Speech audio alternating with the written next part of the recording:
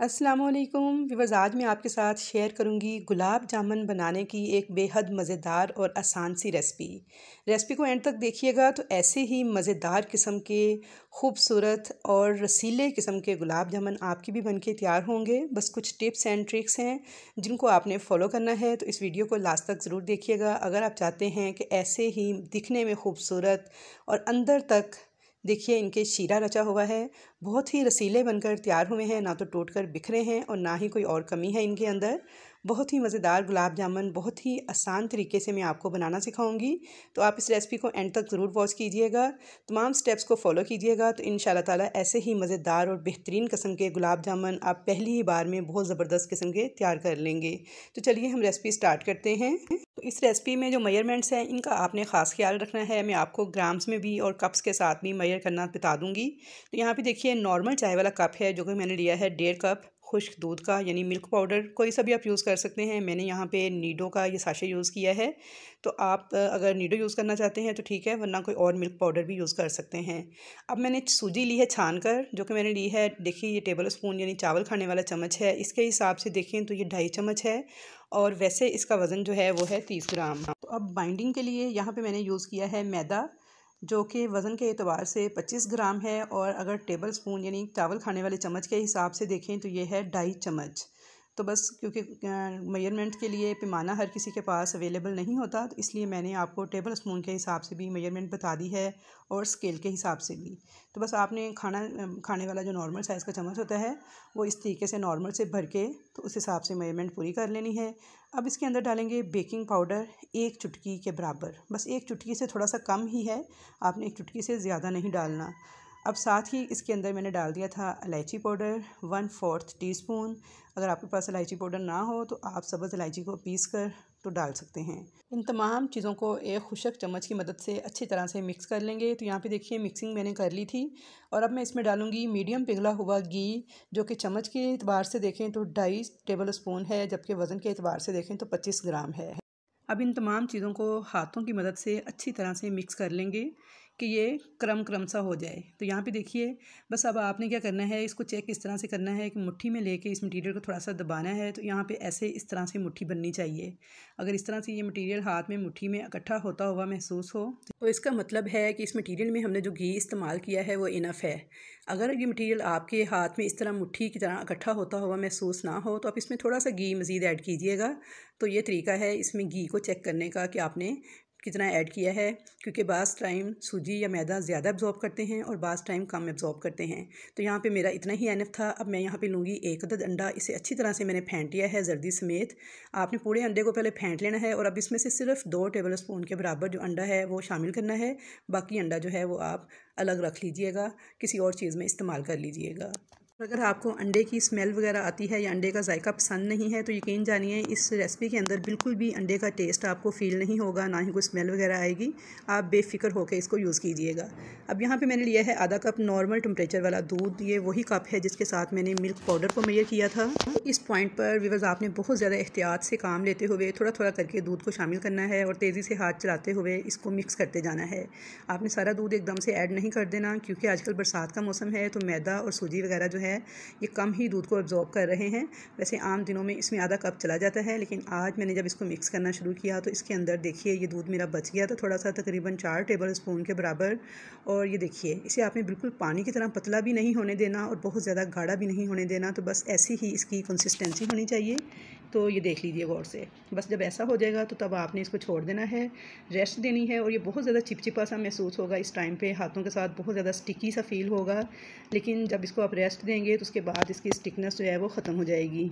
तो अब यहाँ पे मैंने एक स्पैचुला की मदद से किनारों को अच्छी तरह से साफ़ कर लिया था, और ये देखिए ये दूध मेरा बचा है जो तकरीबन 4 टेबल स्पून के बराबर है।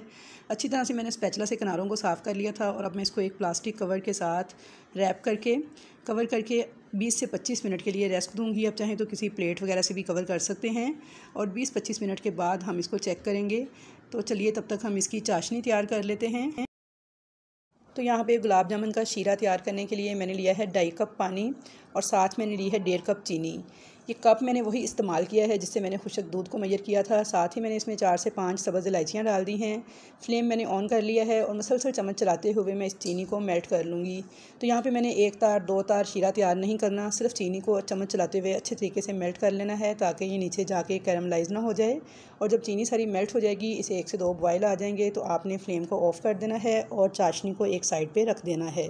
व्यूअर्स, यहाँ पे वीडियो थोड़ी सी लंबी ज़रूर हो जाएगी, लेकिन अगर मैं आपको ये सारे पॉइंट्स अच्छी तरह से क्लियर नहीं करूँगी तो आपकी जो रेसिपी है वो ख़राब हो सकती है। तो इसलिए आपने केयरफुली इन सारे पॉइंट्स को नोट करते जाना है, तो इंशाल्लाह ताला बहुत ही बेहतरीन ये रेसिपी बन के तैयार हो जाएगी।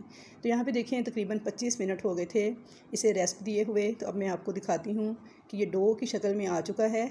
यहाँ पे देखिए, और ये हाथ के साथ बिल्कुल भी अब चिपक नहीं रहा है, यानी इसकी जो स्टिकनेस है वो ख़त्म हो गई है। पहले ये हाथ के साथ बहुत बुरी तरह से चिपक रहा था, लेकिन जैसे ही इन तमाम चीज़ों ने दूध को अब्जॉर्ब किया है तो अब इसके अंदर बिल्कुल भी स्टिकनेस नहीं है, ये हाथों के साथ बिल्कुल भी चिपक नहीं रहा। तो इसका मतलब है हमारी जो डो है बहुत ज़बरदस्त किस्म की तैयार हो चुकी है। तो गुलाब जामुन भी उतने ही ज़बरदस्त बन के तैयार होंगे। तो यहाँ पे देखिए ये मटेरियल कितना गाढ़ा सा हो चुका है, बिल्कुल डो की शक्ल में। मैंने स्पैचुला से पहले इसे सारा इकट्ठा किया है।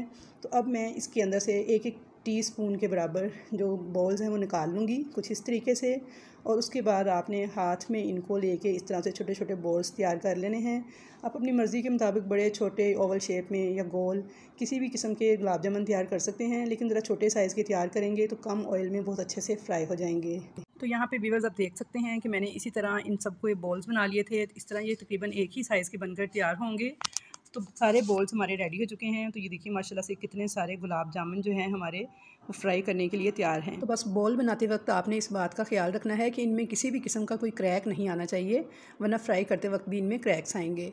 तो यहाँ पे देखिए मैंने ऑयल ले लिया था एक कढ़ाई में और बिल्कुल हल्की सी आंच पे इसको इतना हल्का गर्म किया है कि मैंने उंगली अंदर डिप की है तो बिल्कुल भी मुझे जलती हुई महसूस नहीं हुई, यानी काबिल बर्दाश्त हद तक ये ऑयल गर्म था। तो बस इतना ही हमने इसको गर्म करना है और बिल्कुल लो फ्लेम पे ही हमने इन गुलाब जामुन को फ्राई करना स्टार्ट करना है। तो यहाँ पे अब मैं इसके अंदर ये सारे बॉल्स डालना स्टार्ट कर दूँगी और आप देख सकते हैं कि बिल्कुल भी बबल्स नहीं बन रहे हैं, यानी बिल्कुल हल्का सा हमारा ये ऑयल जो है ये गर्म है। तो इस टिप को आपने ख़ास तौर से नोट करना है, क्योंकि अगर आप तेज़ आंच पर इसको फ्राई करेंगे तो फ़ौरन से इन पे कलर आ जाएगा और अंदर से ये कच्चे रहेंगे, ना तो जूसी बनेंगे और ना ही फिर शीरे को अब्जॉर्ब करेंगे। तो बिल्कुल भी ये जूसी या फिर शीरे वाले गुलाब जामुन बन के तैयार नहीं होंगे। तो इसलिए आपने इनको बिल्कुल लो फ्लेम पे ही फ्राई करना स्टार्ट करना है और 3-4 मिनट तक आपने बिल्कुल भी इनको टच नहीं करना, इसी तरह से इनको लो फ्लेम पे पकने देना है। 3 से 4 मिनट के बाद आपने हल्का हल्का चम्मच से इनको इस तरह से हिलाना शुरू करना है तो यहाँ तक कि ये सरफेस पे आ जाएं। फिर जैसे ही इन पे प्यारा सा गोल्डन कलर आना स्टार्ट होगा तो आपने थोड़ा सा चूल्हा तेज़ कर देना है ताकि इन्होंने जो ऑयल अब्जॉर्ब किया था वो सारा रिलीज़ कर दें। और आपने मुसलसल चम्मच इस तरह से हल्का हल्का चलाते जाना है ताकि इन पे चारों तरफ से एक जैसा कलर आए। साथ ही आपने शीरे के नीचे भी चूल्हा ऑन कर देना है ताकि शीरा जो है अच्छी तरह से गर्म हो जाए और उसमें एक बॉयल आ जाए। तो यहाँ पे देखिए यह प्यारा सा गोल्डन कलर आ चुका है, शीरा भी हमारा जो है बॉयल हो रहा है।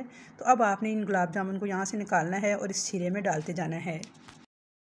यहाँ पे सारे गुलाब जामुन जो हैं मैंने शीरे में डाल दिए थे। अब इनको 5 मिनट तक पकने देंगे इस शीरे के साथ और उसके बाद फ्लेम ऑफ करके 2 से 3 घंटे के लिए कवर करके छोड़ देंगे ताकि जो गुलाब जामुन हैं वो अच्छी तरह से शीरे को अब्जॉर्ब कर लें और उसके बाद इनको हम कर लेंगे डिश आउट। तो ये देखिए माशाल्लाह कितने खूबसूरत, जूसी, नरम और ज़बरदस्त किस्म के रसीले गुलाब जामुन हमारे बन के तैयार हुए हैं। तो मैं आपको एक काट के तोड़ के भी दिखा देती हूँ। तो ये देख लीजिए आप इनकी फ़ाइनल लुक। तो अल्हम्दुलिल्लाह जितने दिखने में खूबसूरत लग रहे हैं खाने में भी इतने ही मज़ेदार बन के तैयार हुए थे। तो आई होप व्यूअर्स कि आपको मेरी आज की ये रेसिपी बहुत पसंद आएगी। रेसिपी पसंद आए तो वीडियो को लाइक शेयर ज़रूर कीजिएगा। चैनल पर नए हैं या फर्स्ट टाइम वॉच कर रहे हैं तो सब्सक्राइब ज़रूर कीजिएगा और कमेंट्स बॉक्स में अपना फ़ीडबैक ज़रूर दीजिएगा कि आपको मेरी ये रेसिपी कैसी लगी। तो इंशाल्लाह ताला मुलाकात होगी आपके साथ ऐसी ही अच्छी अच्छी नई नई रेसिपीज़ के साथ। तब तक के लिए मुझे दीजिए इजाज़त। अल्लाह हाफिज़।